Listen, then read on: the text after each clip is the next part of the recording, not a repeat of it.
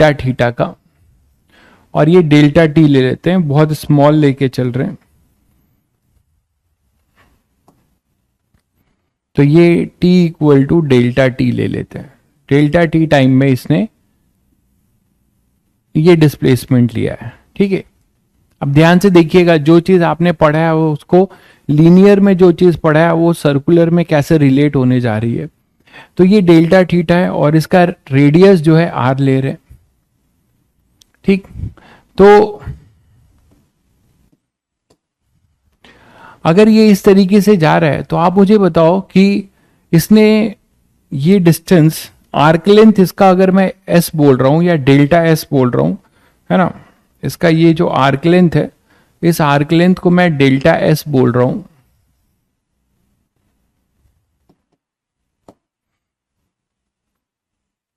ये जो arc length है इसको मैं डेल्टा एस बोल रहा हूं, ठीक है। तो सभी बच्चों को पता है कि एक बेसिक बात जो आपने मैथ्स में भी पढ़ा है कि S L equal to R theta, ठीक है। तो आप मुझे बताओ कि L equal to R theta, arc length, ये तो सभी बच्चों को पता है। तो यहां से आप एक बात रिलेट कर पाओगे कि this delta S is equal to R delta theta. इसमें किसी कोई दिक्कत तो नहीं है? हाँ भाई, ये न्यू चैप्टर है, सर्कुलर मोशन, बिल्कुल नया चैप्टर है।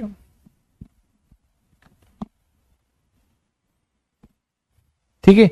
तो अब देखो कि delta S equal to R delta theta, तो अगर मैं दोनों साइड टाइम के साथ इसको डिवाइड कर देता हूं तो delta S upon delta T equal to R delta theta upon delta T. तो अब धीरे धीरे आप उन सभी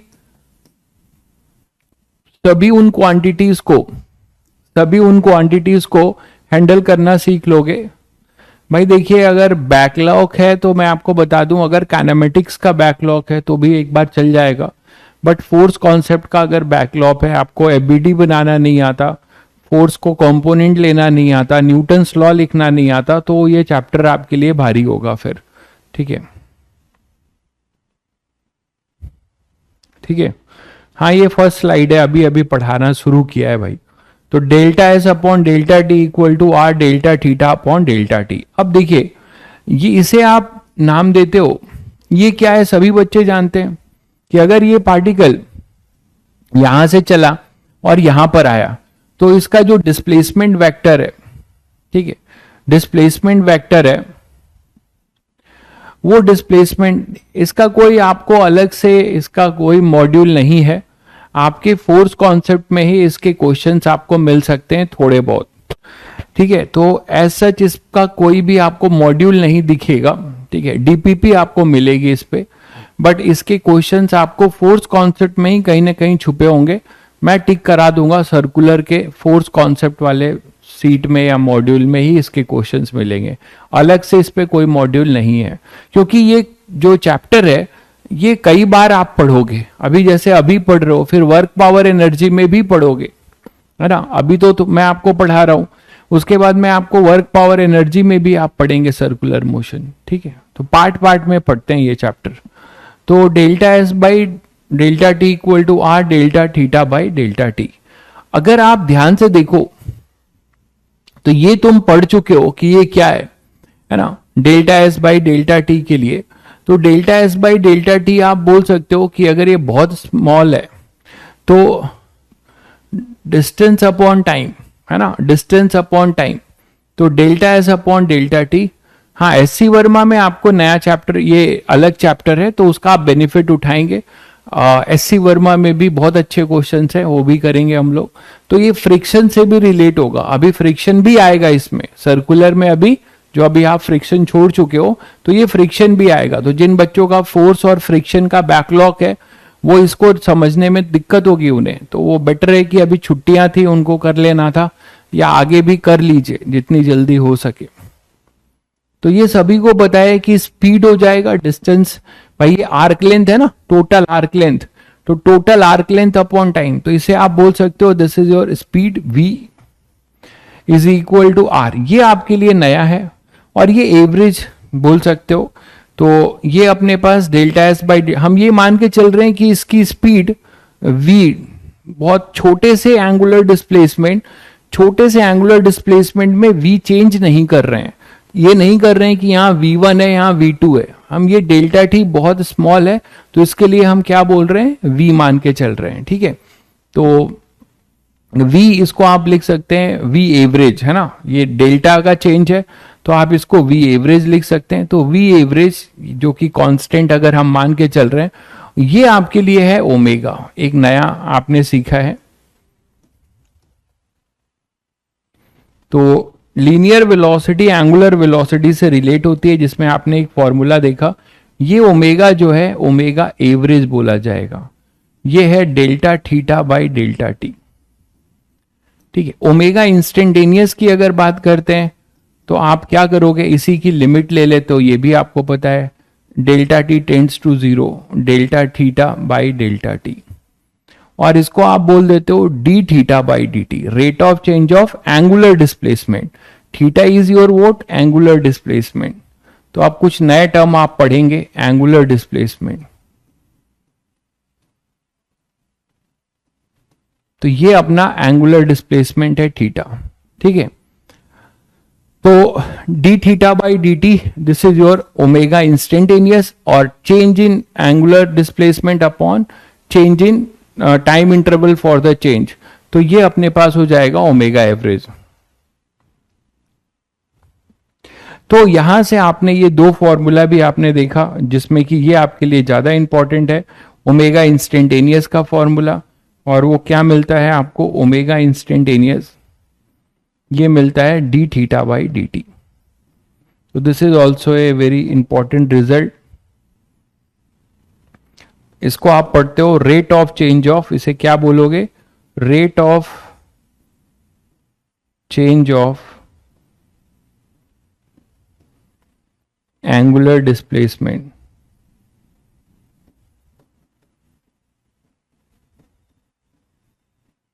with respect to time, with respect to time. तो rate of change of angular displacement with respect to time. ठीक है, चलिए, तो ये आपने लिख दिया। अच्छा, अब आप ध्यान से देखो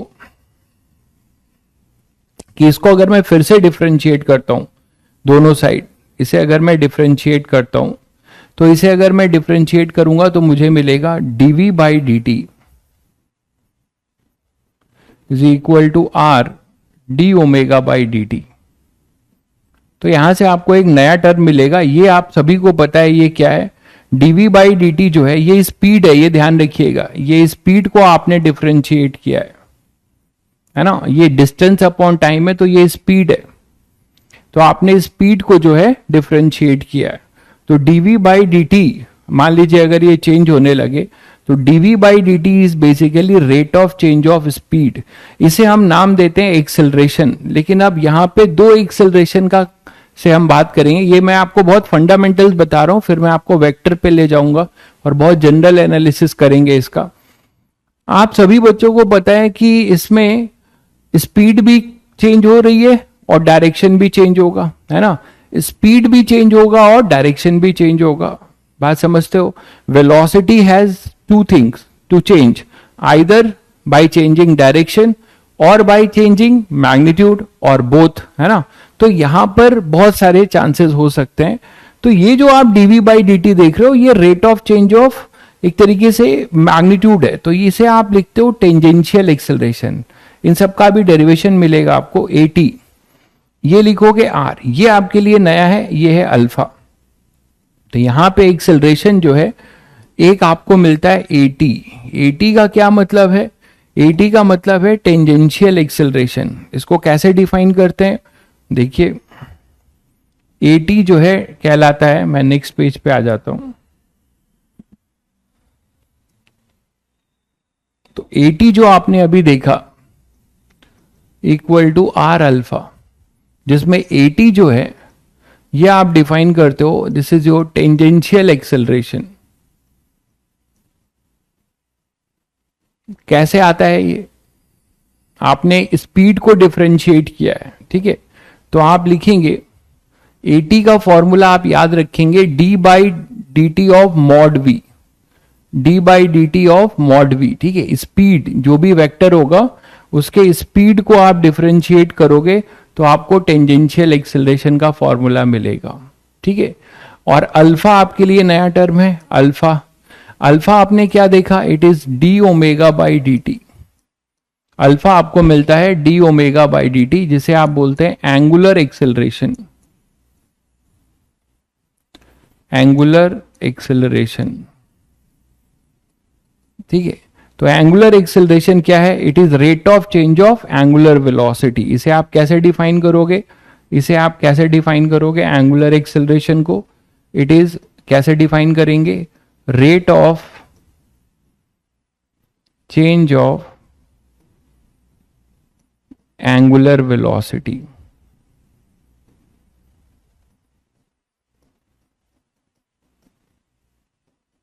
is called angular acceleration.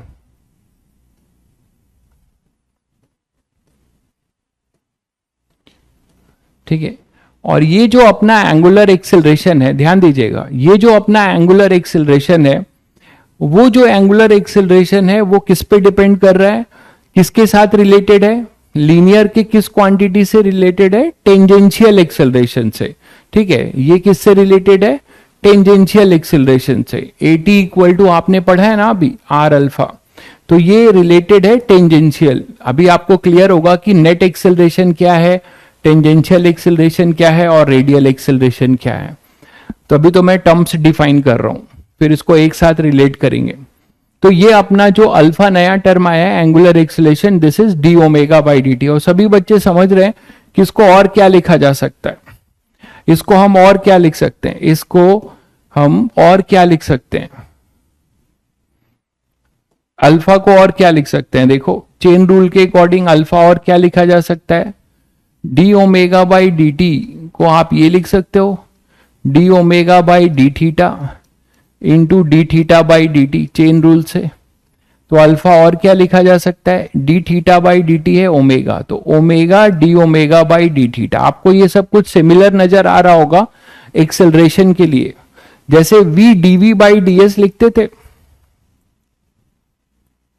Angular का क्या मतलब होता है, एंगुलर का मतलब होता है जो कि, अब एंगुलर का मतलब आपको अभी वेक्टर से और क्लियर होगा। एंगुलर का मतलब है in the sense of rotation, rotation की वजह से जो डायरेक्शन में चेंज होगा, है ना, तो नया नया एंगल स्वेप्ट करेगा, ठीक है। जैसे अपनी घड़ी की सुई है, वो अपना उसी फिक्स होती है, उसकी लेंथ फिक्स होती है, बट उसका एंगल चेंज होता जाता है। तो उसी तरीके से एंगुलर डिस्प्लेसमेंट, आप सभी को पता है एंगुलर डिस्प्लेसमेंट, तो एंगुलर डिस्प्लेसमेंट किसी एंगल में वो मूव कर रहा है, तो उसके लिए आप अल्फा को ऐसे भी लिख सकते हैं, alpha is your omega D omega by D theta. या फिर आप सेकेंड डेरिवेटिव के लिए भी बात करते हैं, अल्फा को और क्या लिख सकते हैं, d omega by D T, और d by D T of omega को क्या लिख सकते हो, D theta by D T. तो सभी बच्चों को पता है कि ये सेकेंड डेरिवेटिव हो जाता है D square theta by D t square, याद है। जैसे आप D square x upon D t square बोलते थे, वी वही चीज है। तो ये आ जाएगा अपना अल्फा, ये आ जाएगा अपना अल्फा। तो अभी मैं मैग्नीट्यूड वाइज सब कुछ बता रहा हूं, आगे आपको वेक्टर वाइज बताऊंगा। क्लियर है। तो ओमेगा अपना जो हो जाएगा अल्फा, ओमेगा और अल्फा में ये रिलेशन है। अल्फा आप second derivative of angular displacement लिखिए, या omega D omega by D theta लिखिए, या फिर D omega by D T लिखिए। तो ये कहानी है अपनी टेंजेंशियल एक्सेलरेशन की, ठीक है। लेकिन अगर कोई पार्टिकल सर्कल में मूव कर रहा है तो सभी बच्चों को पता है कि उसकी जो वेलोसिटी है, अब देखिए आपके पास अभी आपने क्या क्या सीखा, v equal to R omega सीखा, ठीक है, v equal to R omega सीखा, और जो v है वो अपना स्पीड है, ठीक है।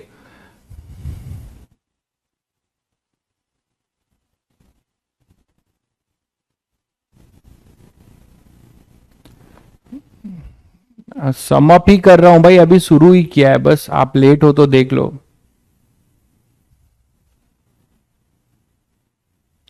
तो यहां पे अल्फा अपने पास d square theta by D t square और एटी हो जाएगा आर अल्फा। ये बहुत फंडामेंटल चीजें मैंने अभी आपको बताई है। अब आगे आइए, मान लीजिए कोई पार्टिकल सर्कल में मूव करता है तो क्या पॉसिबिलिटी हो सकती है। कोई पार्टिकल अगर सर्कल में मूव करता है तो आप बताओ क्या क्या पॉसिबिलिटी हो सकती है। उसकी पॉसिबिलिटी ये हो सकती है, इसमें मैं दो केस ले रहा हूं और डिफाइन कर रहा हूं, जैसे यूनिफॉर्म सर्कुलर मोशन।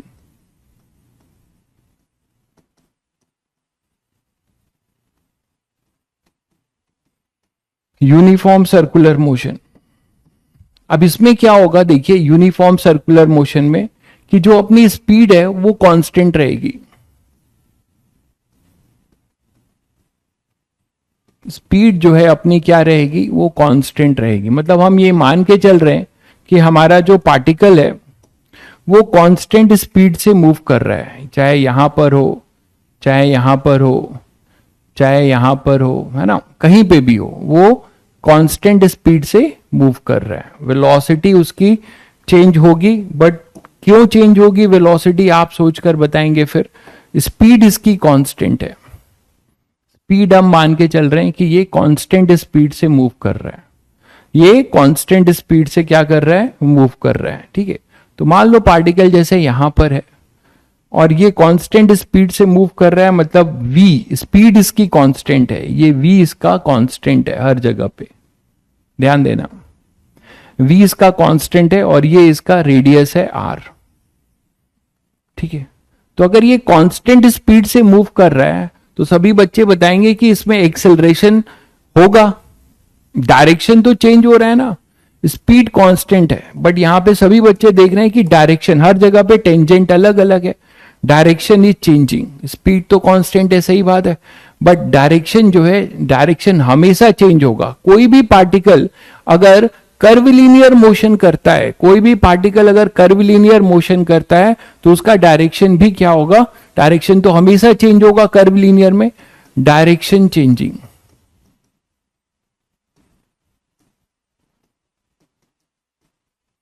तो due to change in direction we have change in velocity, है ना। तो आप यहां से एक बात कंक्लूड कर सकते हो कि due to change in direction in velocity changing, और जब वेलोसिटी चेंज होगा तो सभी बच्चों को पता है कि एक्सेलरेशन आता है, सबने पढ़ रखा है कि rate of change of velocity is our acceleration. तो यहां पर जो डायरेक्शन की वजह से जो वेलोसिटी में चेंज आया है, तो इस वेलोसिटी के डायरेक्शनल चेंज के वजह से एक एक्सेलरेशन आएगा, जिसे आप कहते हैं रेडियल एक्सेलरेशन। तो आप इसे बोलेंगे कि due to change in velocity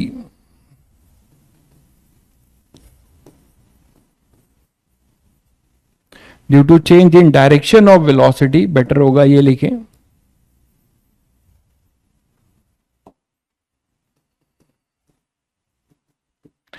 इन सबको अभी वेक्टर से करेंगे।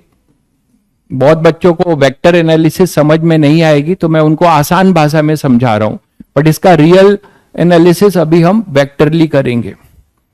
Due to change in direction of velocity there is a acceleration. ये मैं बहुत आसान भाषा में बता रहा हूं, इसके वेक्टर एनालिसिस सबको समझ में शायद ना आए, और ना भी आए तो भी क्वेश्चन हो जाएगा, इसीलिए ये देख लीजिए। Due to change in direction of velocity there is an acceleration. इन सबका आपको अभी प्रूफ मिलेगा। Acceleration always towards the centre of the circle called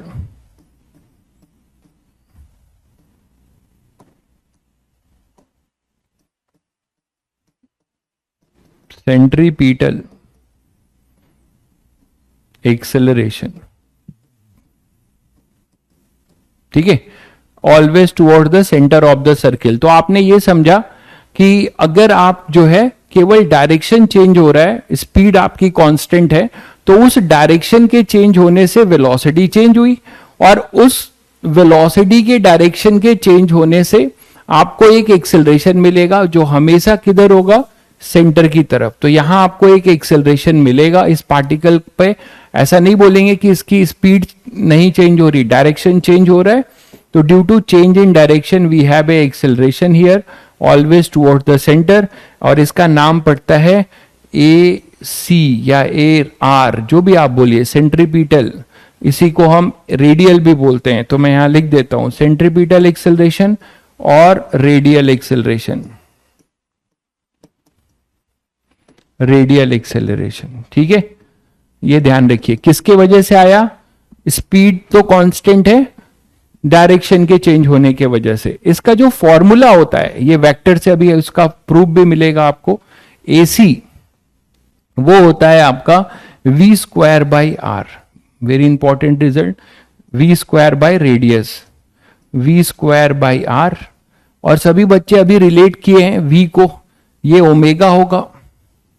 अगर v कांस्टेंट है तो ओमेगा भी कांस्टेंट होगा, क्योंकि सभी ने अभी रिलेशन देखा v = r ओमेगा होता है।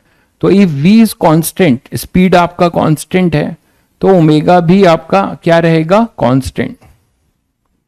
तो कांस्टेंट ओमेगा है, तो इसको v को r ओमेगा लिखेंगे, तो इसका फॉर्मूला ऐसे चेंज हो सकता है, v को r ओमेगा लिखो, r कैंसिल हो जाएगा, तो ω²/r। तो ये आएगा अपना फॉर्मूला सेंट्रीपिटल एक्सेलरेशन का।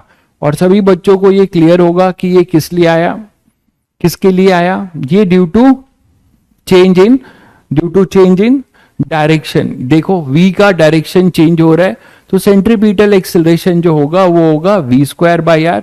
ये मैंने अभी ये नहीं बताया ये कैसे आया है, मैंने बस डायरेक्ट रिजल्ट लिखवाया है, ये कैसे आएगा हम आगे करेंगे। v²/r = ω²r। इस v को r ओमेगा पुट कर दो, इस v को r ओमेगा पुट कर दो, यहां पे आपको यही चीज मिलेगा ना, r² ω², एक r से एक r कैंसिल हो जाएगा। अरे भाई आप नए स्टूडेंट हैं तो मैंने आपके लिए ही बता दिया था, 2 बार बताया था कि अगर आपको फोर्स कॉन्सेप्ट है ना, फोर्स कॉन्सेप्ट और फ्रिक्शन नहीं आता तो आप नहीं कर पाएंगे ये चैप्टर। आपको जो है पहले उसका बैकलॉग जल्दी से कंप्लीट करना पड़ेगा, तो आपका फिर मेहनत यहां बेकार जाएगा। या फिर आपने पहले से पढ़ रखा है फोर्स कॉन्सेप्ट और फ्रिक्शन, तो आप इसको हैंडल कर सकते हैं। ठीक है, चलिए, तो यहां पे एक सेंट्रीपिटल एक्सेलरेशन का फॉर्मूला आपको मिला, और ये ऑलवेज इसकी डायरेक्शन क्या होगी, towards the centre of the circle. ठीक है, तो सभी बच्चों को पता है कि अब ये कहलाएगा यूनिफॉर्म सर्कुलर मोशन। तो यूनिफॉर्म सर्कुलर मोशन में आपने क्या देखा कि स्पीड हमेशा कांस्टेंट रहता है, डायरेक्शन चेंज होता है, और ड्यू टू सब कुछ लिखा हुआ है बहुत ही आम भाषा में, due to change in direction हमें एक वेलोसिटी चेंज होगा। Due to change in direction velocity changing है, वेलोसिटी का चेंज का रीजन क्या है, डायरेक्शन के वजह से। तो due to change in direction of velocity there is an acceleration always towards the centre of the circle called centripetal. बहुत सामान्य भाषा में लिखा गया है। सार्थक भाई मैं रिपीट कर चुका हूं, अब भी आपको बता चुका हूं, आप यहां ध्यान दीजिए तो बेटर रहेगा। आप कमेंट बाजी पे ज्यादा ध्यान दे रहे हैं, ठीक है, तो आप यहां ध्यान दीजिए, सब समझ में आएगा। ठीक है, इससे ज्यादा और नहीं समझा पाऊंगा मैं, कुछ अभी कुछ पढ़ाया ही नहीं है तो समझाऊं क्या। फंडामेंटल आपको बता रहा हूं कि ऐसा होता है, अभी तो मैंने ये बताया नहीं क्यों होता है, तो आपको अभी से समझ में नहीं आने लगा। क्लियर है, तो v²/r = ω²r, यहां से ये हो गया यूनिफॉर्म सर्कुलर मोशन। ठीक है, तो यूनिफॉर्म सर्कुलर मोशन में आपने क्या देखा कि स्पीड आपकी कांस्टेंट रहेगी, केवल डायरेक्शन चेंज होगा, और उस डायरेक्शन के चेंज होने के वजह से हमें सेंटर की तरफ एक एक्सेलरेशन मिलेगा। बहुत सिंपल सा फैक्ट बता रहा हूं अभी। ठीक है, नेक्स्ट है, दूसरा है अपना नॉन यूनिफॉर्म सर्कुलर मोशन। इसमें क्या होगा,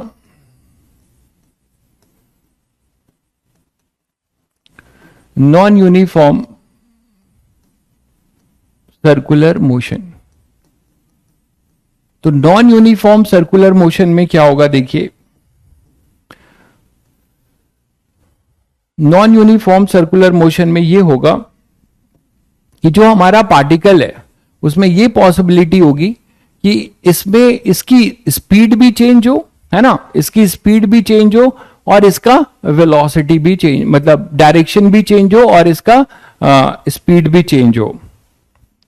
तो यहां पर क्या है देखो,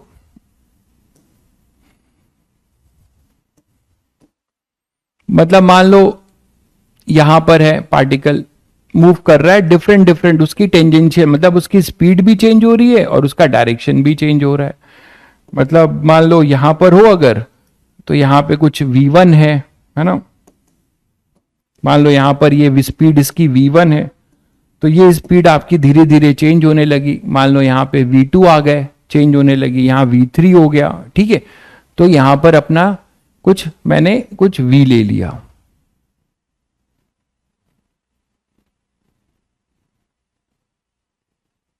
तो हर जगह पे चीजें बदल रही हैं। यहां पे मैंने कुछ v ले लिया, ये कुछ v1 v2 ले लिया, इधर v3 ले लिया। तो आप देख रहे हैं कि स्पीड इसकी चेंज हो रही है। भाई सिलेबस कब तक खत्म होगा? तुम लोग यार पढ़ाई पे ध्यान दो, सिलेबस आपका बहुत टाइमली खत्म हो जाएगा, डोंट वरी। सिलेबस आपका जो है जनवरी, मिड जनवरी तक खत्म कर देंगे या फर्स्ट वीक ऑफ जनवरी, कोशिश करेंगे दिसंबर लास्ट तक खत्म कर दें, ठीक है, नए साल में आपको गिफ्ट दे दें, ठीक है। सिलेबस खत्म करना is not our aim, learn करना is our aim. 2 year programme के बच्चों को सिलेबस खत्म करने पे ध्यान नहीं देना चाहिए, उनको सीखना जरूरी है। अगर वो सीरियस हैं तो उनको ये कैरी ऑन करके ले जाना पड़ेगा, 12th क्लास में इसको पढ़ना पड़ेगा, ठीक है। तो ये v1 v2 v3 और ये मैंने कोई जनरल v बोला। तो आप देख रहे हैं कि नॉन यूनिफॉर्म सर्कुलर मोशन में क्या होगा कि speed and direction both changing, speed and direction of velocity both changing. तो इसमें क्या होगा कि स्पीड और डायरेक्शन दोनों चेंज होगा। तो अब नॉन यूनिफॉर्म में 2 एक्सेलरेशन होंगे due to change in, due to, ये तो आपने अभी पढ़ा, due to change in direction, due to change in direction of velocity,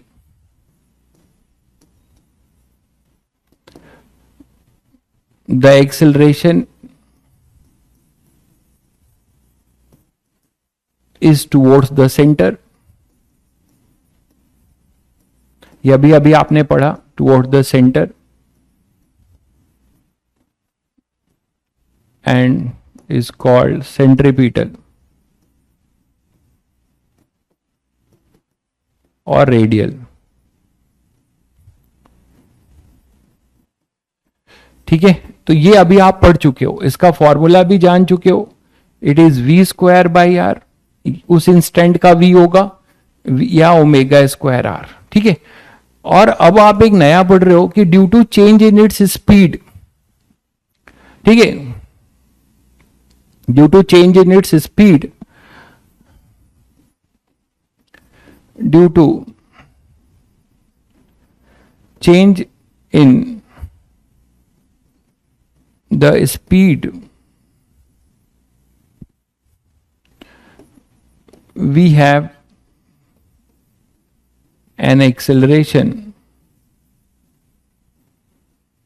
along tangential direction, जिसको अभी आपने रिलेट भी किया था, टेंजेंशियल डायरेक्शन,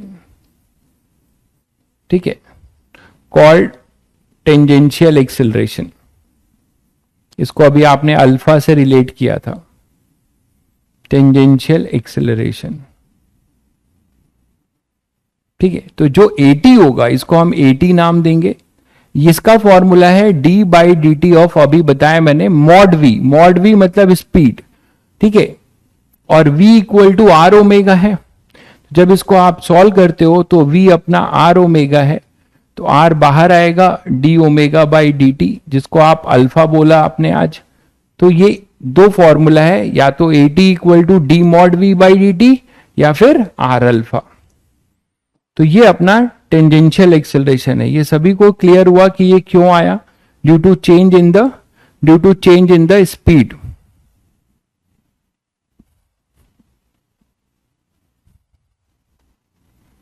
ठीक है, तो यहां पर अपने पास हो जाएगा आर अल्फा। अब ध्यान से देखो कि किसी इंस्टेंट पे, अब हर चीज में आपको पता है कि यहां अल्फा आ चुका होगा तो ओमेगा भी आपका चेंज होगा। हर इंस्टेंट पे अपने पास अगर अल्फा है तो ओमेगा चेंज होगा, because alpha is D omega by D T. तो किसी भी इंस्टेंट पे आप लिख रहे हो, इस इंस्टेंट पे जैसे लिख रहे हो, तो इस इंस्टेंट के लिए अपने पास ये ओमेगा है और ये अपना अल्फा होगा। सब इंस्टेंटेनियस है। तो आपको यहां पे दो एक्सेलरेशन मिलने जा रहे हैं। कौन कौन से एक्सेलरेशन देखिए ध्यान से। एक due to change in direction, आपको यहां पे सेंटर की तरफ एक एक्सेलरेशन मिलेगा, और एक due to change in the speed we have a acceleration, और वो एक्सेलरेशन होगा टेंजेंशियल। तो जो नेट एक्सेलरेशन होगा, ध्यान दीजिएगा, जो नेट एक्सेलरेशन होगा इन दोनों का रिजल्टेंट होगा, दोनों परपेंडिकुलर डायरेक्शन में हमेशा होंगे। मतलब ये अपने पास ए आर होगा, ये अपने पास ए टी होगा, तो इन दो परपेंडिकुलर वेक्टर का जो रिजल्टेंट एक्सेलरेशन होगा वो ऐसा आएगा। That we call it net acceleration. ये अपना होगा ए नेट, ये होगा अपना ए नेट। तो नॉन यूनिफॉर्म में आप समझ चुके हैं सभी बच्चे कि नॉन यूनिफॉर्म सर्कुलर मोशन में due to change in the speed we have a acceleration, due to change in the direction we have a acceleration, we have two acceleration in non uniform circular motion. तो दोनों का जो resultant है वो आप यहां पे लिख सकते हो। रिजल्टेंट क्या होगा? ए नेट, और वो सभी जानते हैं क्या होगा, under root A T square plus A R square. ठीक है, तो ए नेट फॉर्मूला मैंने अभी आपको बताया ए टी का, ये क्या होगा, D V by D T, D mod V by D T. ठीक है, तो D mod V by D T ये अपने पास होगा, जिसको आप आर अल्फा भी लिख सकते हैं। तो ए टी अपने पास होगा आर अल्फा, तो आर अल्फा का स्क्वायर प्लस ए आर क्या होगा, ओमेगा स्क्वायर आर का स्क्वायर। रेडियल एक्सेलरेशन आपने अभी पढ़ा है, ये रहा ओमेगा स्क्वायर आर।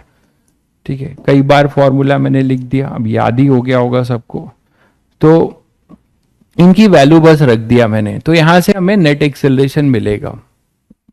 क्लियर है सभी बच्चों को?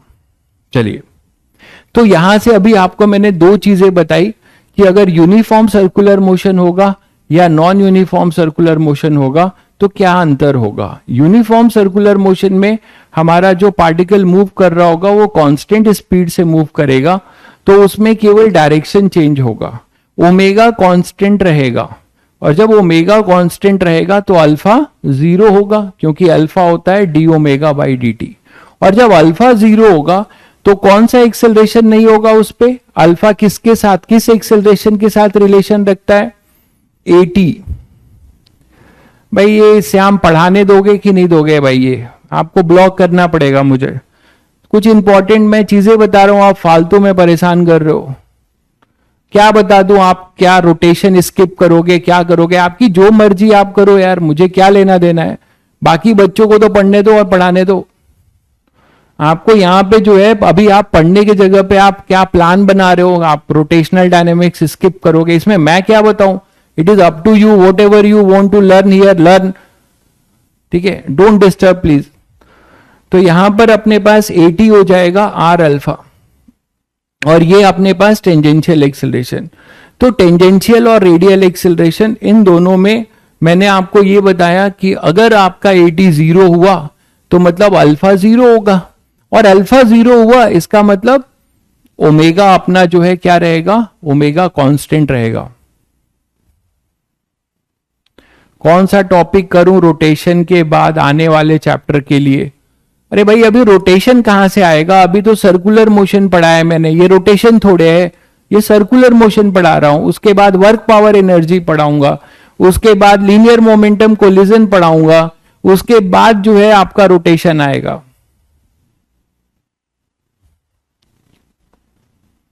क्लियर है?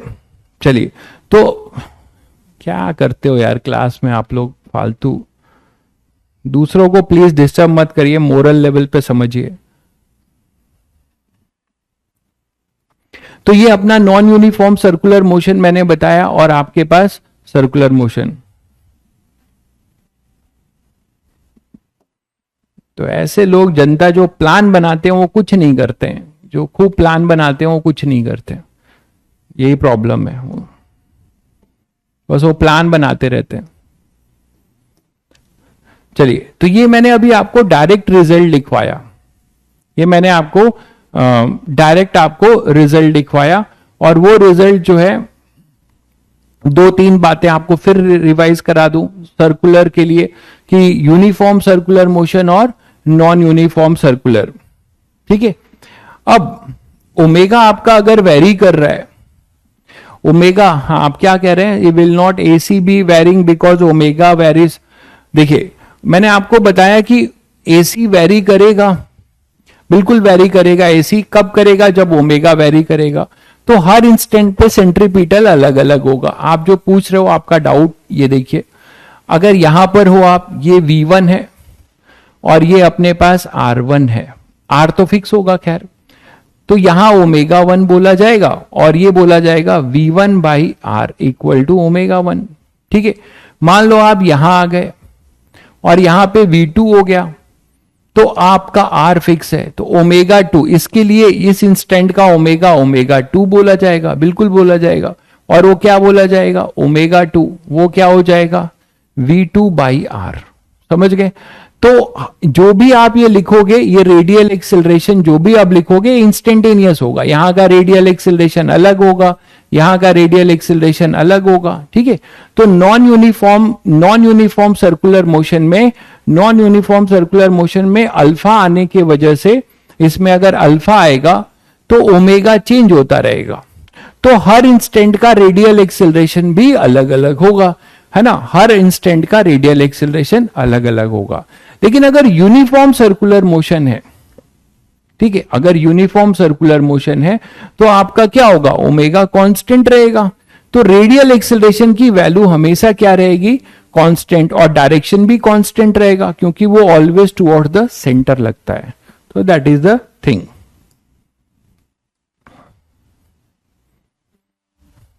चलिए, लेकिन अब हम ये देखते हैं कि ये वैल्यू मैंने आपको लिख दिया, ये आई कहां से।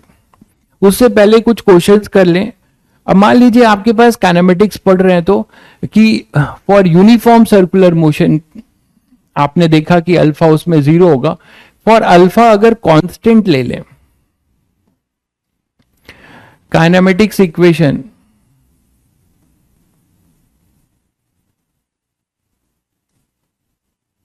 फॉर सर्कुलर मोशन, पहले ये भी आपको बता दूं, फिर हम वेक्टर से आएंगे और सारी चीजें डिराइव भी करेंगे। तो kinematics equation of circular motion, तो आप ये अब बता सकते हो, याद करो, मैंने इसको रिलेट करके आपको सिखा रहा हूं कि अभी लीनियर में आपने 3 इक्वेशन पढ़ा। क्या पढ़ा था, v is equal to U plus A T, मान लीजिए अगर, फिर आपने पढ़ा था s is equal to U T plus half A T square, और एक पढ़ा था आपने v square is equal to U square plus 2as पढ़ा था। अब आप ये बताओ कि ये चीज अब एंगुलर में कैसे बदल जाएगी। सभी बच्चों को अब समझ में आ रहा है कि जो रोल यहां वेलोसिटी स्पीड का है v का, वो ओमेगा का है। जो रोल यहां पे टेंजेंशियल एक्सेलरेशन का है, वो रोल यहां पे अल्फा करेगा, और जो रोल डिस्प्लेसमेंट का s का है, वो रोल यहां थीटा प्ले करेगा। तो इसको अगर आप वैसे देखोगे तो आपको यहां पे इक्वेशंस आप लिख सकते हैं क्या, कि angular velocity, final angular velocity at any time t equal to initial angular velocity, और इस a के जगह पे आप क्या लिखेंगे, अल्फा टी। ठीक है, s के जगह पे थीटा होगा equal to omega naught T plus half alpha T square, और v के जगह लिए होगा omega square equal to omega naught square plus 2 alpha और एस के जगह पे होगा थीटा। तो ये 3 इक्वेशन आपकी बनेगी क्या, एंगुलर के लिए, ठीक है। लेकिन इसमें मैंने प्लस लिखा है, इसको और समझिए। प्लस का क्या मतलब है, प्लस का ये मतलब है कि अगर कोई पार्टिकल रोटेट कर रहा है, ध्यान दीजिए, पार्टिकल कोई रोटेट कर रहा है तो उसका जो ओमेगा है, उसका जो ओमेगा है उसी डायरेक्शन में आपका अगर अल्फा है, अल्फा और ओमेगा दोनों सेम डायरेक्शन में है, ये ओमेगा, अब इसका वेक्टर फॉर्म भी क्लियर होगा सभी को, कैसे वेक्टर लिखेंगे, ये अल्फा है। तो ओमेगा और अल्फा अगर सेम डायरेक्शन में है तो इनका वेक्टर कैसे निकालते हैं, राइट हैंड थंब रूल से, ठीक है। आप क्या करो, फिंगर को ओमेगा की डायरेक्शन में कर्ल करो, फिंगर को ओमेगा की डायरेक्शन में कर्ल करो, घुमाओ, तो जो थंब की डायरेक्शन है वो इसका यूनिट वेक्टर देगा, किसका, ओमेगा का और अल्फा का भी। तो यहां पर ओमेगा और अल्फा का जो यूनिट वेक्टर है वो इस प्लेन के परपेंडिकुलर है। ओमेगा और अल्फा के यूनिट वेक्टर हैं, ये ओमेगा कैप बोला जाएगा, ये अल्फा कैप बोला जाएगा, ठीक है। तो ओमेगा और अल्फा के जो यूनिट वेक्टर होंगे वो क्या हो जाएगा, यहां मैं यूनिफॉर्म सर्कुलर मोशन के लिए नहीं लिख रहा हूं भाई रजत, ठीक है, कंफ्यूज मत होइए। ये यूनिफॉर्म सर्कुलर मोशन के लिए वैलिड ही नहीं है, अल्फा वहां 0 हो जाएगा। ये जनरल सर्कुलर मोशन के लिए है जिसमें अल्फा कांस्टेंट है। इसका बस लिमिटेशन ये है कि अल्फा आपका क्या रहेगा, constant. This is valid only, जैसे ये एक्सेलरेशन कांस्टेंट के लिए वैलिड है वैसे ये वैलिड है अल्फा जब कांस्टेंट है तभी के लिए वैलिड है, तभी ये फॉर्मूला लगाओगे, नहीं तो नहीं लगा सकते। तो अल्फा कांस्टेंट है, ठीक है भाई। और साथ में ये प्लस क्यों लिखेंगे, व्हेन, ये भी डायरेक्शन समझ लीजिए, when alpha and omega in same direction,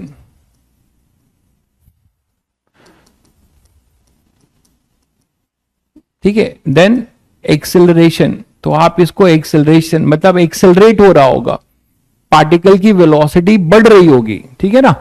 omega आपका क्या होगा, इंक्रीज होगा, और आप एक्सेलरेशन बोलेंगे। जैसे आप बोलते थे कि वेलोसिटी और एक्सेलरेशन पैरेलल है तो वेलोसिटी बढ़ेगी, है ना।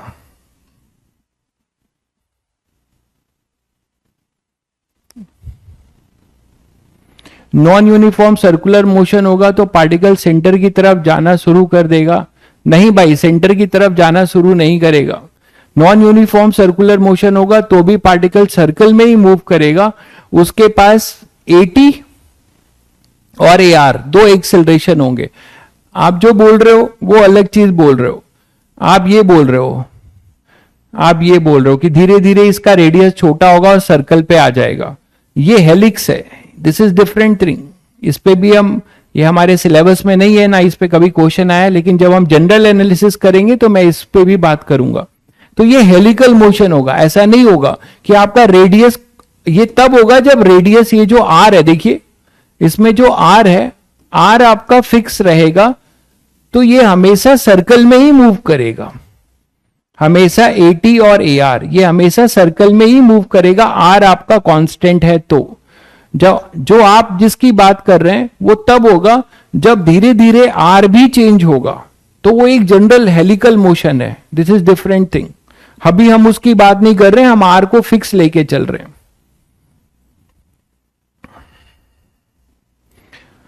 तो ये अपने पास होगा when alpha and omega in same direction, then आप क्या करेंगे, इसको प्लस लेंगे, देन प्लस अल्फा, ठीक है। अगर यही आपका रिटार्डेशन होगा, ठीक है, यही चीज आपकी ऐसी हो जाए, देखिए कि ओमेगा और अल्फा आपके अलग हो जाए, मतलब कुछ ऐसा,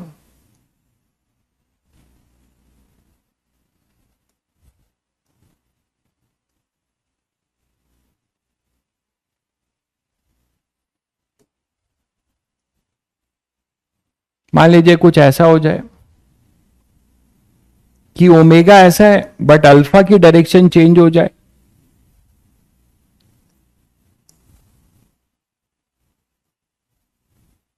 ठीक है, अल्फा की डायरेक्शन आपकी उल्टी हो जाए, अल्फा आपका ऐसा हो जाए, अल्फा इसके अपोजिट हो जाए,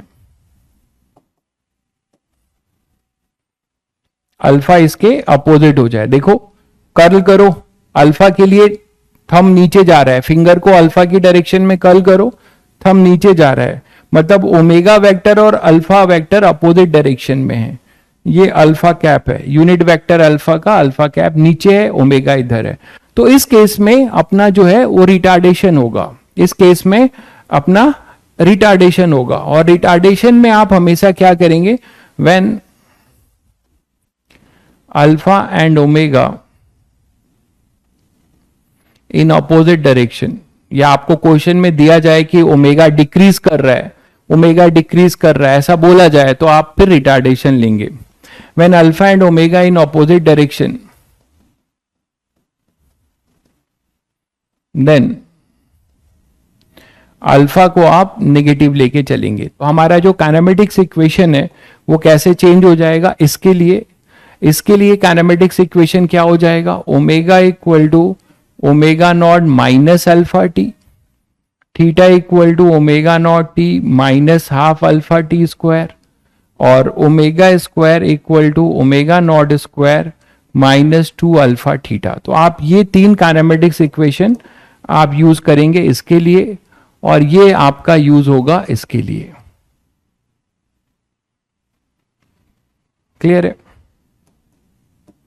तो ये सब बहुत फंडामेंटल चीजें चल रही हैं अभी, तो ये आप यूज करेंगे। ये आया कहां से, आप बहुत बेसिकली खुद अब इसको डिराइव कर सकते हो। ठीक है, कैसे? हाँ, इसका लिमिटेशन सभी को बता चुका हूं। लिमिटेशन क्या है, दोनों का लिमिटेशन क्या है, आप कब यूज करेंगे इसको, जब अल्फा अपना क्या रहेगा, कांस्टेंट। जब अल्फा आपका, इनका लिमिटेशन ये है कि ये तभी यूज करेंगे व्हेन अल्फा इज कांस्टेंट। तो अल्फा जब कांस्टेंट रहेगा तभी आप इसे यूज करेंगे। This is the limitation of this formula. जब अल्फा आपका कांस्टेंट रहेगा तब आप इसे यूज करेंगे। अब ये डेरिवेशन देखिए आया कहां से। मान लीजिए आप कोई सर्कुलर मोशन करा रहे हैं, किसी पार्टिकल को सर्कुलर मोशन में भेज रहे हैं, तो t इक्वल टू 0 पे, यहां पे ले लेते हैं कुछ, t इक्वल टू 0 पे पार्टिकल यहां पे था, फिर ये यहां पहुंच गया किसी जनरल थीटा पे। तो बाउंड्री कंडीशन ये है कि t इक्वल टू 0, ठीक है, ये कांस्टेंट अल्फा से मूव कर रहा है, अल्फा यहां पे कांस्टेंट होगा, सभी को पता है। ये कोई जनरल टाइम है t इक्वल टू टी, तो यहां पर ओमेगा की वैल्यू क्या है, मैं लिख दे रहा हूं, at t equal to T omega equal to omega है, और at t equal to 0 omega जो है ओमेगा नॉट है, और थीटा जो है t इक्वल टू टी पे, थीटा अपना कुछ थीटा है, और यहां पर थीटा अभी 0 है, एंगुलर डिस्प्लेसमेंट नहीं है, ये थीटा है, और इस समय का ये ओमेगा है, यहां पे ये ओमेगा नॉट है। समझ गए होंगे? तो अब आप स्टार्टिंग कहां से कर सकते हो, पहली इक्वेशन डिराइव करनी है, मतलब आपको omega as a function of time लिखना है, यही तो मतलब है, आपको omega as a function of time लिखना है। ओमेगा की यूनिट क्या होती है, आप खुद बताओ क्या होगी, थोड़ा दिमाग लगाओ, ओमेगा की यूनिट क्या होगी। ओमेगा को हम बोलेंगे, अभी आपने पढ़ा D theta by D T, पढ़ा ना। थीटा सभी बच्चे जानते हैं कि रेडियन में होता है जब इंडिपेंडेंट होता है, और ये सेकंड में होता है। तो मैं चाहता हूं कि यही थोड़ा सोचा करो खुद। तो ओमेगा की यूनिट होगी रेडियन पर सेकेंड, रेडियन पर सेकेंड, ठीक है भाई। अब अल्फा की यूनिट क्या होगी, वो होगा D omega by D T, तो ये अभी आपने पढ़ा रेडियन पर सेकेंड, और यहां पे पर सेकेंड, तो अल्फा की यूनिट क्या आएगी, रेडियन पर सेकेंड स्क्वायर। समझ गए होंगे शायद, रेडियन पर सेकेंड स्क्वायर, ठीक है भाई। तो खुद भी अगर ढूंढोगे तो मिल जाएगा। Omega as a function of time, तो omega as a function of time निकालना है तो हम डेफिनेशन अल्फा से शुरू करेंगे, d omega by D T. तो जैसे सभी बच्चे डीवी बाई डी टी वाले से करते थे वैसे ही इसको डिफ्रेंशिएट कर लोगे, ठीक है। अब जब इसे इंटीग्रेट करोगे, तो यहां पर अपने पास क्या आएगा, टी इक्वल टू 0 पे ओमेगा जो है 0 था, सॉरी ओमेगा ओमेगा नॉट था, किसी time T equal to T पे ओमेगा ओमेगा है, तो omega minus omega naught equal to, अब यहां पे देखो आपको लिमिटेशन पता चलेगा, यहां पर हम अल्फा को कांस्टेंट ले रहे हैं, ठीक है, अल्फा को हम यहां पे कांस्टेंट ले रहे हैं, तो अल्फा जब कांस्टेंट होगा तो ये इंटीग्रेशन साइन के बाहर होगा, ये सब कुछ वैसा ही है जैसा आपने वहां पढ़ा है, बस लिखने का तरीका बदल चुका है और सिंबल बदल चुके हैं, अप्रोच वही रहेगा। तो ओमेगा आपको मिल गया, omega naught plus alpha T, ये पहली इक्वेशन जो आपने डिराइव कर लिया, ये पहली इक्वेशन आपने डिराइव किया, ठीक है। दूसरी इक्वेशन जो आपकी है, जो क्या बताती है, theta as a function of time, दूसरी इक्वेशन आपको बताती है theta as a function of time, यही तो बता रही है, theta as a function of, तो आप जैसे S as a function of T लिखते थे, यहां पे कहां से शुरू करोगे, ओमेगा की डिफिनेशन से, omega equal to D theta by D T, तो डी थीटा क्या हो जाएगा, ओमेगा डी टी। अब आप यहां पे इसको इंटीग्रेशन साइन के बाहर नहीं ले सकते, क्योंकि ओमेगा कांस्टेंट नहीं है, अल्फा कांस्टेंट था, तो आप सभी बच्चों को पता है कि omega as a function of time first वाली को यूज कर लेंगे, तो यहां पे इसे पुट कर दो, यहां पे क्या इसे पुट करो, omega naught plus alpha T, ये अभी आपने फंक्शन निकाल रखा हुआ है, बस इसको इंटीग्रेट कर दो, टी इक्वल टू 0 पे कोई एंगुलर डिस्प्लेसमेंट नहीं था, टी इक्वल टू टी पे थीटा था, तो थीटा आ जाएगा omega naught T plus half alpha T square, तो ये आपका सेकेंड इक्वेशन प्रूव हो जाता है, ये आपका सेकेंड इक्वेशन प्रूव हो जाता है, ठीक है।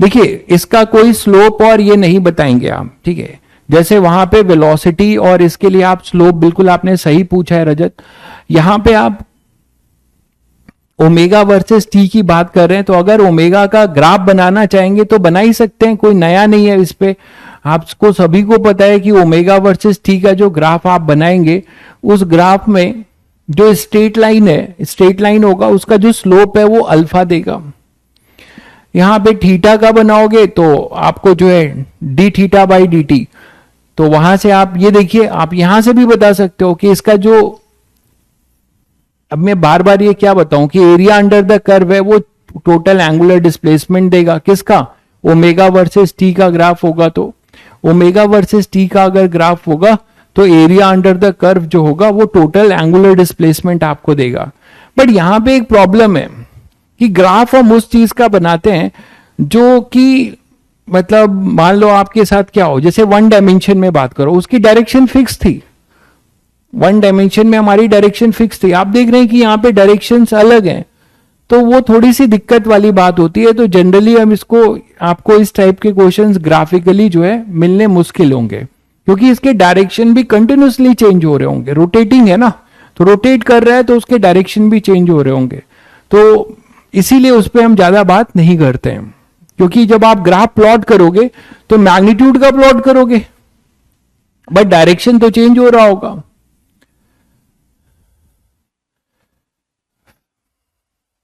पढ़ लो भाई फैसल, चलिए थैंक यू कॉम्प्लीमेंट के लिए। तो omega naught T plus half alpha T square, ये थीटा हो जाएगा, ठीक है। अब जो थर्ड इक्वेशन है, थर्ड इक्वेशन पे आ जाए, थर्ड इक्वेशन शायद सभी बच्चों को चमक रहा होगा, कमेंट करके बताओ कि थर्ड इक्वेशन जो ये है, मैं सब एक्सेलरेटेड लेके चल रहा हूं, इसको क्या सभी बच्चे डिराइव कर पाएंगे, इसको सभी बच्चे डिराइव कर सकते हैं, ठीक है, इसको भी आप डिराइव कर सकते हैं, किससे, बाई चेन रूल से। अल्फा की वैल्यू क्या लिखेंगे, alpha is equal to D omega by D T, और अभी आपको बताया इसको हम लिख सकते हैं omega D omega by D theta, इसको इधर ले जाओ तो alpha D theta equal to omega D omega, ये सब आपने खूब करा हुआ है काइनेमेटिक्स में। तो ओमेगा, जब ओमेगा नॉट था तो थीटा 0 था, जब ओमेगा ओमेगा है तो थीटा है ये कुछ, अच्छा अल्फा यहां कांस्टेंट है तो इंटीग्रेशन साइन के बाहर होगा,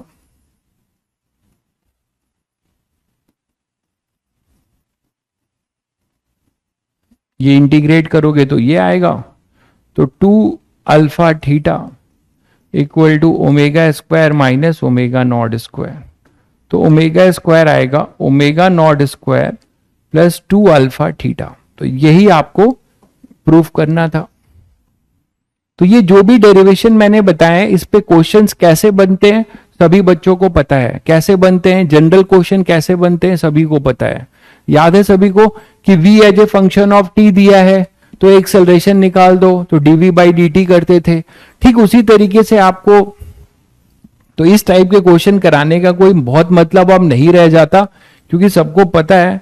फिर भी मान लीजिए जैसे दिया जाए एक question, theta equal to, theta जो है टाइम का फंक्शन है, मान लो 2t square plus t plus 1।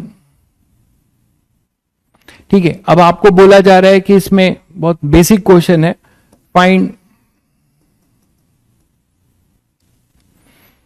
Alpha at t equal to 2 second. ठीक है, इसको आप क्यूब कर सकते हैं।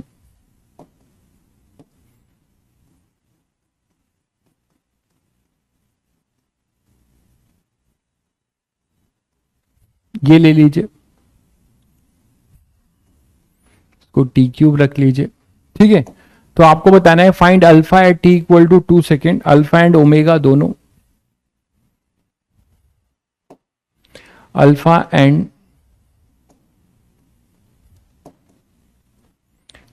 And omega at T equal to 2 second. तो ये बहुत फंडामेंटल क्वेश्चन है जो आपके स्कूलों में आ सकता है, जेई मेंस में आते हैं इस टाइप के सवाल। तो आप फटाफट इसका आंसर दे सकते हो, जल्दी बताइए। ठीक है, अल्फा और ओमेगा आपको बताना है टी इक्वल टू 2 सेकेंड पे। ठीक है, दूसरा है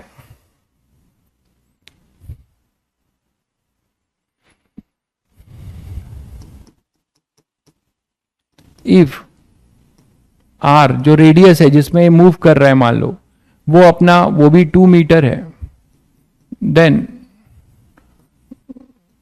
फाइंड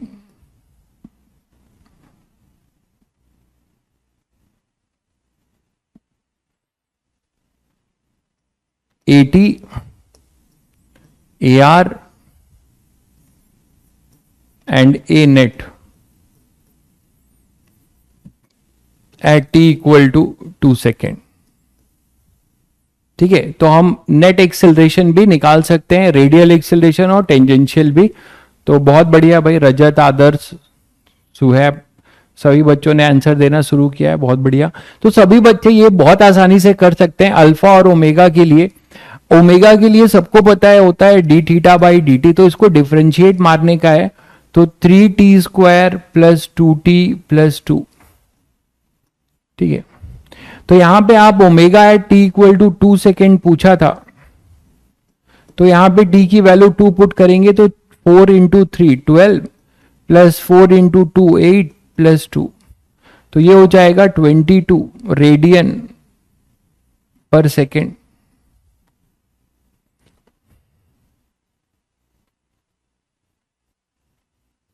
क्लियर है सभी बच्चों को? अच्छा, अगर अल्फा की बात बोलता है तो आप अल्फा यहां से बता सकते हो, अल्फा जो होगा वो होगा D omega by D T. तो इसको एक बार और डिफ्रेंशिएट मारेंगे तो ये हो जाएगा 6t प्लस 2।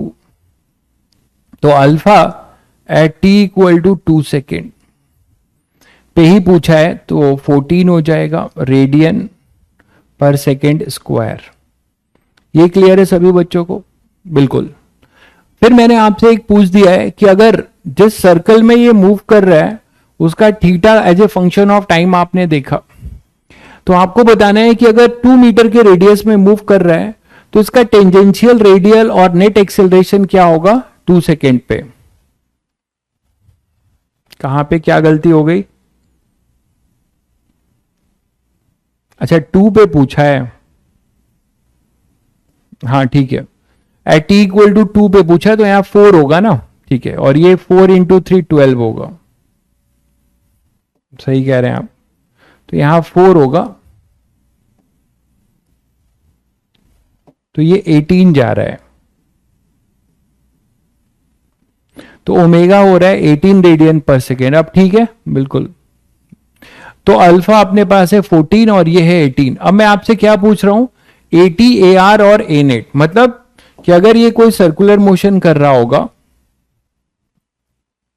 अगर कोई ये सर्कुलर मोशन कर रहा होगा तो किस इंस्टेंट पे आपसे पूछा गया है, ये मान लो ये सर्कुलर मोशन कर रहा है, तो आपसे किसी t इक्वल टू 2 सेकेंड पे आपसे क्या पूछा गया है कि AT कुछ ऐसा होगा, सभी को पता है, AR ऐसा होगा, और इनका जो रिजल्टेंट होगा वो नेट होगा, ये तो मानते हो।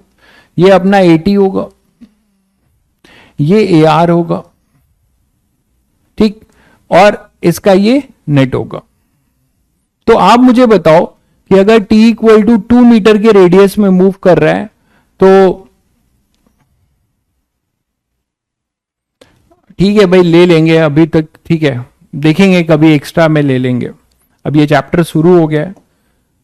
तो AT जो है, AT सभी बच्चे बता सकते हैं t इक्वल टू 2 सेकेंड पे क्या होगा। AT t equal to 2 second पे होगा R अल्फा उस समय का, है ना, at t equal to 2 second सब कुछ कैलकुलेट हो रहा है। तो AT आप क्या लिखोगे, AT R अल्फा के बराबर होता है, R कितना है 2, और अल्फा आपको कितना दिया हुआ है 2 सेकेंड पे, अभी आपने निकाला है 14, तो वैल्यू थोड़ी बड़ी हो गई है, ठीक है, तो ये आएगा 28 मीटर पर सेकेंड स्क्वायर, ये टेंजेंशियल एक्सेलरेशन हो जाएगा, बहुत बढ़िया। ए रेडियल की बात करिए तो ए रेडियल अपने पास क्या हो जाएगा, तो उस समय का आपको क्या देखना होगा, ओमेगा, है ना, तो ओमेगा स्क्वायर आर, यही बताया गया था आपको। तो ओमेगा जो है अभी आपने 2 सेकेंड पे निकाला है 18 स्क्वायर इंटू 2, ठीक है, 18 स्क्वायर इंटू 2। अब इनका फिर आपको रिजल्टेंट लेना होगा, इनका फिर आपको क्या करना होगा, नेट के लिए रिजल्टेंट, तो शायद सभी बच्चे कर लेंगे ये कैलकुलेट, ठीक है। तो रिजल्टेंट ए नेट जो होगा वो होगा under root AR square plus AT square, AR square plus AT square, और वो रिजल्टेंट होगा अपना A नेट, जो कुछ ऐसा होगा, ये अपना होगा A नेट। बोलो भाई, इतना तो सब लोग समझ गए, इतना तो सब लोग समझ गए होंगे।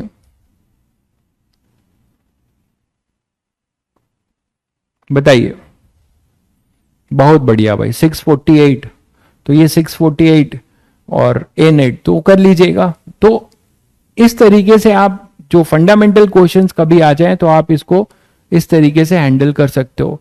कभी कभी हमें इंटीग्रेशन करना पड़ेगा, मतलब उल्टा दिया हो, सब लोग समझते हैं कि मान लो हमारे पास दिया हो कि जो अल्फा है वो अपना एंगुलर एक्सेलरेशन है वो equal to minus k theta है, where k is constant,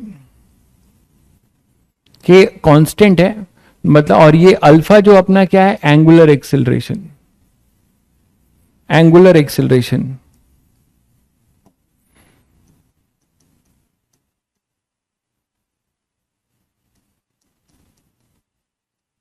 angular acceleration, ठीक है। तो आपसे पूछा जा रहा है कि find omega as a function of time, ठीक है, या फिर theta as a function of time, ये पूछा जा सकता है। Omega as a function of time या theta as a function of time निकाल सकते हो सभी लोग। कैसे करोगे, अल्फा अगर mine where K is a constant, K अपना कांस्टेंट है,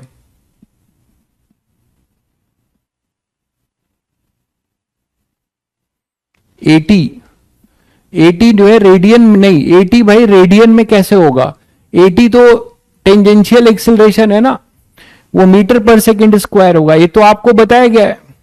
ये एटी जो है स्पीड, वेलोसिटी किधर होगी, कैसी बात कर रहे हो यार, ये सब आप पढ़ चुके हो, ये वेलोसिटी है ना, तो ये स्पीड अभी अभी आपने तो पढ़ा। एटी का मतलब क्या है, एटी का मतलब ये जो v है इसके rate of change of speed, eighty का मतलब है rate of change of speed. तो आपने स्पीड को जो है चेंज कर रहे हो, तो स्पीड जो है मीटर पर सेकंड में मेरे भाई, तो आप वहां से करोगे तो आपको मीटर पर सेकंड स्क्वायर मिलेगा, रेडियन क्यों बोल रहे हो। चलिए इस पे आते हैं। तो सभी लोग ऐसे क्वेश्चन कर सकते हैं। पहले आप इसको कैसे कर सकते हो, D omega by D T नहीं करोगे, अल्फा अगर थीटा का फंक्शन दिया है तो आप क्या करोगे, पहले इसको, चलो पहले सीधा ले लें, कांस्टेंट ले लिया, चलो माइनस के ले लिया, अल्फा इक्वल टू माइनस के लिया कांस्टेंट, ठीक है। अब तो कर सकते हो, थोड़ा क्वेश्चन अभी इजी कर दिया। अल्फा कांस्टेंट है और वो माइनस अल्फा के माइनस के है, मतलब वो रिटार्डेशन रहा होगा।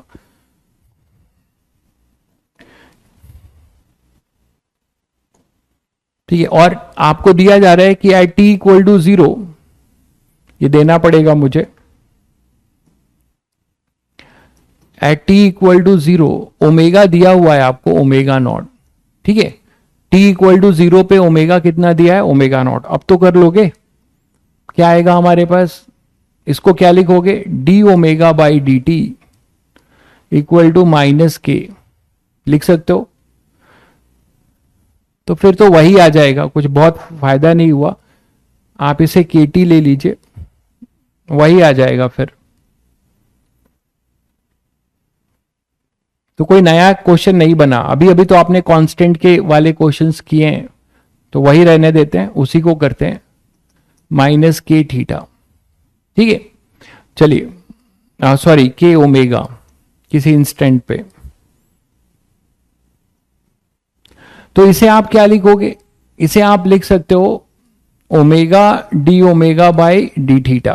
तो पहले हम omega as a function of theta निकालेंगे, ठीक है। ओमेगा स्क्वायर कर लें, चलो ओमेगा स्क्वायर कर लिया, तो omega as a function of theta निकालेंगे, ये क्वेश्चन है, ठीक है। तो अब ओमेगा डी ओमेगा बाई, ये ओमेगा स्क्वायर कर दिया है मैंने क्वेश्चन बनाने के लिए, ओमेगा भी हो सकता था, वो इजी क्वेश्चन होता थोड़ा, और डी थीटा। तो यहां से आपको मिलेगा D omega by omega equal to minus K D theta, ठीक है। तो टी इक्वल टू 0 पे थीटा 0 है और ओमेगा ओमेगा नॉट था, किसी जनरल टाइम टी पे थीटा पे ये ओमेगा है, इसका सभी बच्चों को पता है क्या होता है, एल एन, काफी किया है तुम लोगों ने ये सब। तो l n omega upon omega naught, limit रखोगे, equal to minus k theta. तो यहां से आपको क्या मिलेगा, omega upon omega naught equal to e की power minus k theta, omega आएगा ओमेगा नॉट ई की पावर माइनस के थीटा। तो ओमेगा आपने निकाल लिया as a function of time, ठीक है। फर्स्ट काइनेमेटिक्स की इक्वेशन क्यों लगाओगे, आपका अल्फा कांस्टेंट नहीं है भाई मेरे, ठीक है, alpha is variable, then why you are thinking for kinematics equation, आप काइनेमेटिक्स इक्वेशन नहीं लगा सकते, ठीक है। तो मैंने ये लिख दिया, omega as a function of theta आपने निकाल लिया। अब अगर आपको omega as a function of time चाहिए तो आप इसको क्या कर सकते हो, देखिए इसको फिर से डिफरेंशिएट करोगे, बड़ा क्वेश्चन बन गया, बढ़िया क्वेश्चन बना है। देखो इसको क्या लिख सकते हो, D theta by D T equal to omega naught e की पावर माइनस के थीटा, है ना। तो डी थीटा वाले टर्म को एक साथ ले आओगे, मतलब ई की पावर नीचे आएगा माइनस के थीटा, और यहां आ जाएगा ओमेगा नॉट डी टी। अब आप इसे डिफरेंशिएट मारोगे तो t इक्वल टू 0 पे अपना थीटा 0 था, t इक्वल टू टी पे कुछ जनरल थीटा था, तो इसे हम अब क्या करेंगे, इंटीग्रेट। तो इसे इंटीग्रेट करेंगे तो ये ऊपर आएगा, तो e की पावर k थीटा हो जाएगा डी थीटा, 0 से थीटा, और ये हो जाएगा ओमेगा नॉट टी। इसमें करोगे तो इसका फॉर्मूला सभी को पता है, e की पावर k थीटा अपॉन में k करते थे, याद है सभी को, 0 से theta equal to omega naught T. तो अपर लिमिट होगी e की पावर k थीटा, और ये हो जाएगा माइनस e की पावर 0, e की पावर 0 होगा 1 equal to k omega naught T. तो e की पावर k थीटा क्या आएगा, 1 plus k omega naught T. तो k थीटा क्या आएगा, ln 1 plus k omega naught T. तो थीटा क्या आएगा, 1/k ln 1 plus k omega naught T. तो इस तरीके से आप theta as a function of time निकाल लोगे। और एक बार theta as a function of time आ गया, theta as a function of time अगर आ गया, तो इसको फिर से डिफरेंशिएट करके आप omega as a function of time निकाल सकते हो, है ना। इसको फिर से डिफरेंशिएट करके omega as a function of time निकाल सकते हो। क्लियर है? या फिर आप एक काम कर सकते हो कि ये जो theta as a function of time है, इसको लाके यहां रख दो, तो ओमेगा अपने आप as a function of time भी आ जाएगा। ओमेगा अपने आप as a function of time आ जाएगा। सभी को क्लियर है? तो कुछ ज्यादा ही अच्छा क्वेश्चन बन गया ये। जैसे एक क्वेश्चन आप लोग के लिए दे रहा हूं, वो आप लोग करके दिखाइए।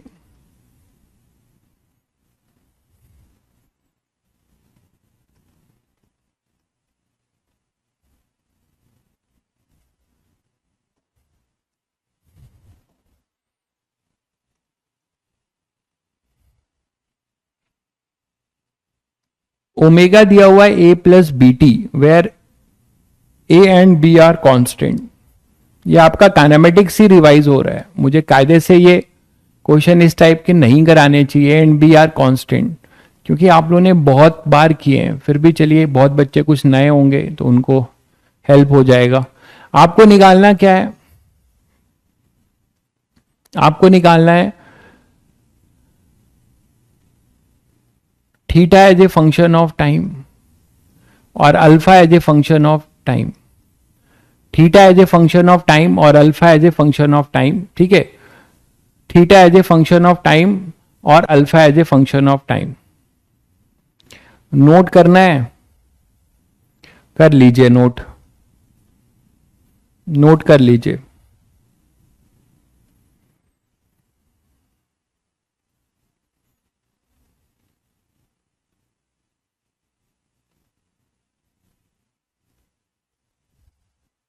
हो गया होगा नोट शायद।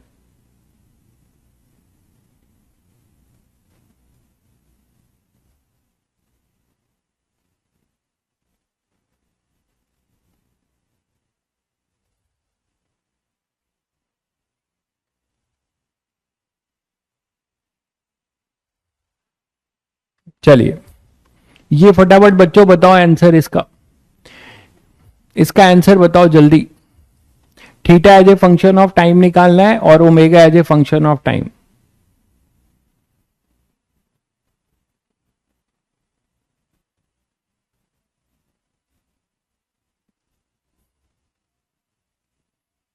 चलिए, तो पहला तो बहुत आसान है। पहला तो आप जानते हो कि अगर थीटा ओमेगा दिया है और थीटा निकालना है तो इंटीग्रेट होगा।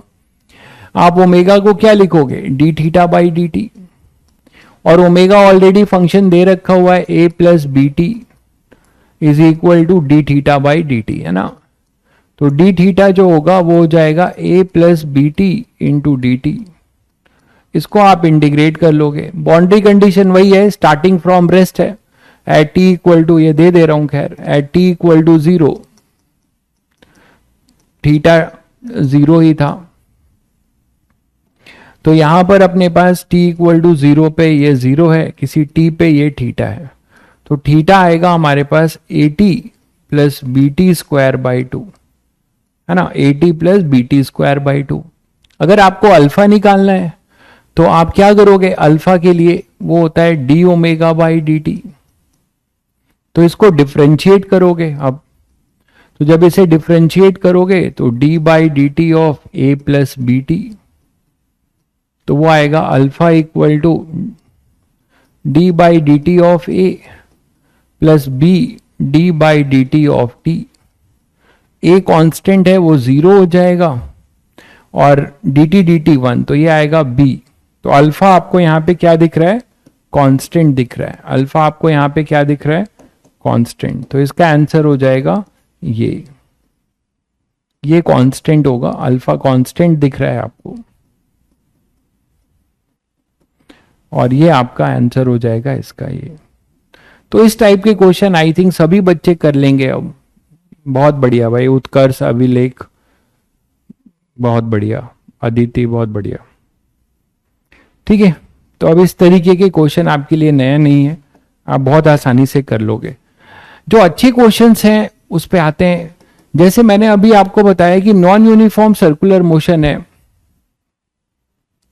अगर नॉन यूनिफॉर्म सर्कुलर मोशन है तो हम क्या कर सकते हैं कि जैसे देखिए ए पार्टिकल, मैं आपको दे रहा हूं, ए पार्टिकल परफॉर्मिंग ए curvilinear motion,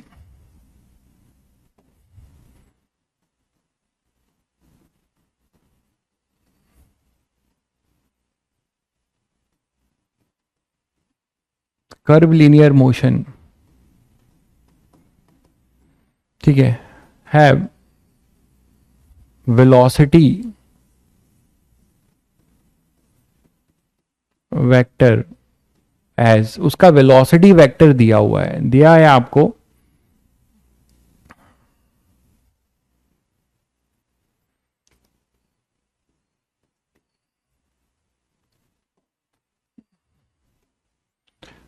T square plus T, मान लो ये दिया है वेलोसिटी वेक्टर, उसका है टी स्क्वायर प्लस टी, ठीक है, या टी स्क्वायर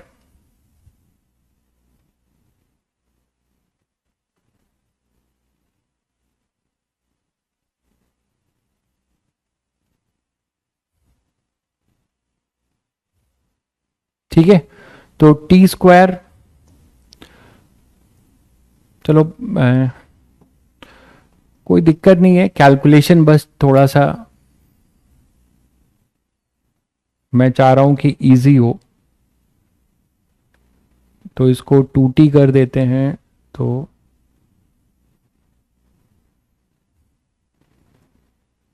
चलो ठीक है, यही लेके चलते हैं, कोई बात नहीं, जो होगा देखेंगे। तो टी स्क्वायर प्लस टी, ठीक है, ये अपना वेलोसिटी वेक्टर है, ये अपना वेलोसिटी वेक्टर। अब आपको क्या बताना है, इसमें क्या क्या बताना है ध्यान दीजिएगा। Find AT, AR and A net at t equal to 1 second, t equal to 1 second, ठीक है। और ये दिया हुआ है कि ये जो मूव कर रहा है और कुछ नहीं दिया है, ठीक है, रेडियस ओडियस नहीं दिया है मान लो। तो AT, AR और A net at t equal to 1 second पे बताना है। तो अब जो है बहुत बच्चे इसमें गड़बड़ करते हैं, तुम लोग जरा कमेंट करके बताओ क्या क्या करने वाले हो। ये जो V आपको दिख रहा है ये नेट, ये V नेट है। तो यहां एक बहुत इंपॉर्टेंट बात डिस्कस होने जा रही है।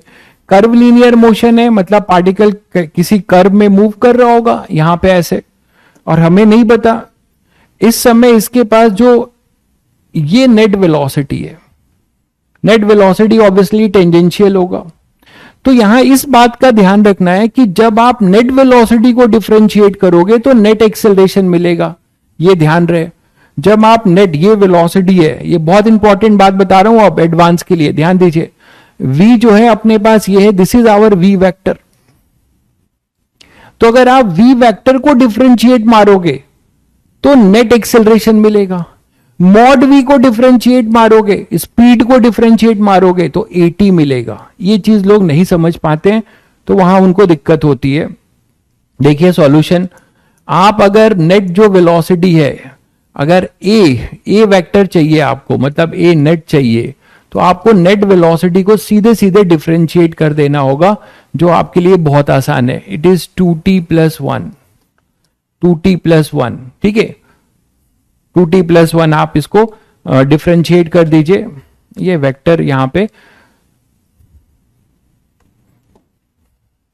तो आई कैप जे कैप मैंने नहीं दिया है, तो आप यहां पे v वेलोसिटी वेक्टर, रुको एक काम करो, इसको और अच्छा क्वेश्चन बनाते हैं। वेलोसिटी वेक्टर दिया है ना मैंने, तो इसको ऐसे लिखो, ऐसे लिखो, टी स्क्वायर आई कैप प्लस टी जे कैप। अब ठीक है, वेक्टर दिया है ना मैंने, तो टी स्क्वायर आई कैप प्लस टी जे कैप। अब ठीक है ना क्वेश्चन, टी स्क्वायर आई कैप प्लस टी जे कैप, या फिर ऐसे लिख लो थोड़ा सा, T I cap plus J cap, 1 j cap या चलो ठीक है यही रहने दो, टी स्क्वायर आई कैप प्लस टी जे कैप। तो अब आप इसे डिफ्रेंशिएट करोगे वेलोसिटी वेक्टर को, तो आप इसे डिफ्रेंशिएट करो, क्या करोगे, d by D T of t square, ये होगा i cap, plus d by D T of t, ये हो जाएगा जे कैप। यही करते हो। तो ए नेट वेक्टर जो तुम्हें मिलेगा वो मिलेगा 2t i cap plus d T d t 1 j cap, ये मिलेगा भाई ए नेट वेक्टर, है ना, बहुत बढ़िया, ये मिलेगा। तो ए नेट आएगा 2t i cap plus J cap. अब आपको बताना है 1 सेकेंड पे, तो 1 सेकेंड पे आपको इसकी वैल्यू बतानी है। तो 1 सेकेंड पे अगर आपको इसकी वैल्यू बतानी है तो यहां पे 1 सेकेंड पुट करके मॉड ले लो, ठीक है, या पहले मॉड लेके t1 पुट कर लो, कुछ भी कर सकते हो। ए नेट का अगर मैग्नीट्यूड देखोगे टाइम के साथ क्या आएगा, 4t स्क्वायर प्लस 1 का स्क्वायर। अब अगर आपको t इक्वल टू 1 सेकेंड पे चाहिए तो आप लिख सकते हो इट इज ए नेट। तो ये बड़ा इंपॉर्टेंट है, लोग ये नहीं समझ पाते हैं कि कब हमें नेट को डिफरेंशिएट करेंगे तो क्या मिलेगा, मॉड को डिफरेंशिएट करेंगे तो क्या मिलेगा। तो ये √5 मीटर पर सेकेंड ये नेट एक्सेलरेशन होगा भाई, ये नेट एक्सेलरेशन होगा, ठीक है। और सुनो, 80 अगर आपको चाहिए तो 80 के लिए हम क्या करेंगे, मॉड वी को डिफरेंशिएट करेंगे। 80 के लिए D mod V vector by D T करेंगे। इसको डिफरेंशिएट करने के लिए थोड़ा डिफरेंशिएशन पे चेन रूल लगाना होगा। पहले मॉड इसका ले लो, मॉड इसका लोगे तो आएगा t की पावर 4 प्लस टी स्क्वायर का अंडर रूट, इसे डिफरेंशिएट करना होगा भाई, t की पावर 4 प्लस टी स्क्वायर का अंडर रूट मॉड लोगे तो अब इसमें चेन रूल लगाओ, इसको कुछ x मान लो, तो √x का पहले ऐसे मान लो, इसको कुछ x मान लेना, तो आप ऐसे लिख सकते हो d by D x of √x into D x by D T, chain rule लगाया तो ये आ जाएगा अपने पास 1/2 √x, और dx बाई डी टी क्या हो जाएगा, into D by D T of x। x आपने क्या माना है, x इसको माना है, t की पावर 4 प्लस टी स्क्वायर को आपने ये x माना है, तो ये लिख दोगे t की पावर 4 प्लस टी स्क्वायर। जिन बच्चों को चेन रूल में दिक्कत है वो देख सकते हैं। तो यहां से हमारे पास आएगा 80 1/2 अंडर रूट टी की पावर 4 प्लस टी स्क्वायर, और इसे करोगे तो ये तो आपके लिए बहुत इजी है, क्या हो जाएगा 3t square, sorry 4t cube, इसीलिए मैं इतना वैल्यू सोच रहा था, 4t क्यूब प्लस 2t, ठीक है, ये आएगा भाई 80, 4t cube plus 2t। Clear है सभी बच्चों को, ये आएगा अपना 80। अब इसमें 2 कॉमन ले लेते हैं, तो 2 कॉमन ले लेंगे तो हमारे पास आएगा 2t cube plus T upon में अंडर रूट टी की power 4 plus T square. Calculation देख लीजिएगा सब लोग, ठीक है, 2t क्यूब भी होगा, 2t क्यूब क्यों होगा, मॉड लिया है आपने इसका, तो t की पावर 4, फिर आपने इसको x मान लिया तो 1/2 √x, बिल्कुल सही है सब कुछ, ठीक है। तो 4t क्यूब प्लस 2t, 2 यहां कॉमन लेके कैंसिल कर दिया तो अपने पास बचेगा 2t क्यूब प्लस t, ठीक है सब। अब इसमें आप 1 सेकेंड पुट कर दो तो 80 1 सेकेंड पे क्या आ जाएगा, 80 यहां 1 सेकेंड पुट करो तो यहां √2 आएगा, और यहां पर ऊपर क्या आ जाएगा 2 प्लस 1 3, तो 3/√2 है ना। तो 80 at t equal to 1 second, वो आ जाएगा अपने पास 3 अपॉन नीचे आ जाएगा √2, ठीक है। तो ये आ जाएगा मीटर पर सेकेंड स्क्वायर, ये आ जाएगा 80। क्लियर है,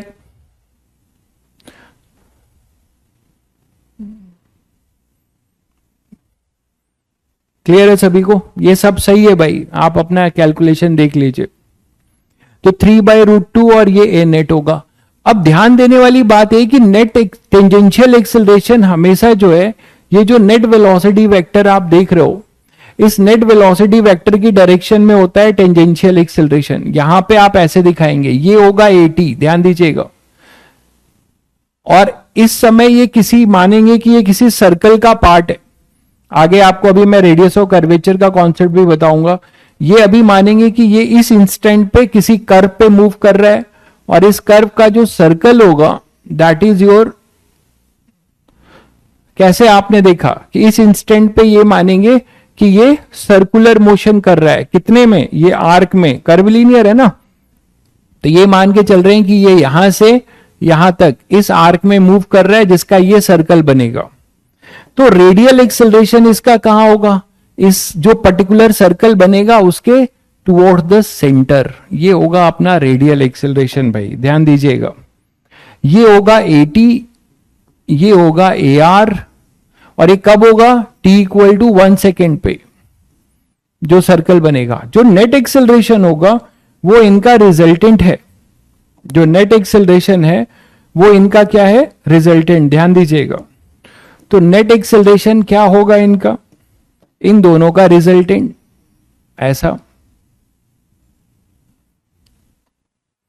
तो नेट एक्सेलरेशन अपने पास होगा ऐसा कुछ, this is our A net. तो अब आपको क्या क्या पता है, क्या नहीं पता है, देख लीजिए। ए रेडियल नहीं पता है, ठीक है, ए रेडियल आपको नहीं पता है। तो ए रेडियल जो है हम कैसे निकाल सकते हैं, we have a relation between a net, AT and AR। क्या है, a net square is equal to a radial square plus a tangential square. बोलो बच्चों, ठीक है। तो अब हमें रेडियल नहीं पता है, कुछ बच्चे ढूंढने लगेंगे सर हमें V²/R करें, हमें तो रेडियस पता ही नहीं है सर्कल का। ठीक है, बिल्कुल सही कह रहे हैं। अगर इस सर्कल का रेडियस ऑफ कर्वेचर हम कहेंगे उसको, आगे अब उस कॉन्सेप्ट पे आएंगे इसी सर्कुलर मोशन में। तो रेडियस हमें अगर नहीं पता है, बिल्कुल सही नहीं पता है, तो नहीं तो आप इसका क्या करते, इसका जो V² 1 सेकेंड पे जो V होता, यहां पे V पुट करते, 1 सेकेंड पे V²/R कर देते। नहीं पता है, कोई बात नहीं। तो रेडियल आप ऐसे निकाल सकते हो ना, इनडायरेक्ट वे में, ए नेट स्क्वायर माइनस AT²। तो ए रेडियल आएगा √, ए नेट स्क्वायर, ए नेट स्क्वायर आपने 1 सेकेंड पे निकाला है, आई थिंक √5 था, तो वो हो जाएगा 5 माइनस AT² क्या आ जाएगा, वैल्यू शायद मैंने गलत ली है क्योंकि नेट आपका ए रेडियल जो है नेगेटिव आएगा। क्या देखिएगा, नहीं आना तो नहीं चाहिए, 9 और 4 नहीं, ठीक है। तो ये हो जाएगा 3/√2 का स्क्वायर। तो ए रेडियल आएगा 5 माइनस 9/4। तो ए रेडियल आपके पास आ जाएगा 20 माइनस 9, दैट इज √11/2 मीटर पर सेकेंड स्क्वायर। तो इस तरीके से आप रेडियल एक्सेलरेशन भी निकाल सकते हैं 1 सेकेंड पे। तो इस तरीके से आप रेडियल एक्सेलरेशन भी निकाल सकते हैं 1 सेकेंड पे। ठीक है, √11/2 मीटर पर सेकेंड स्क्वायर। तो in this way we can find the radial acceleration. शायद सभी बच्चों को क्लियर हो गया होगा।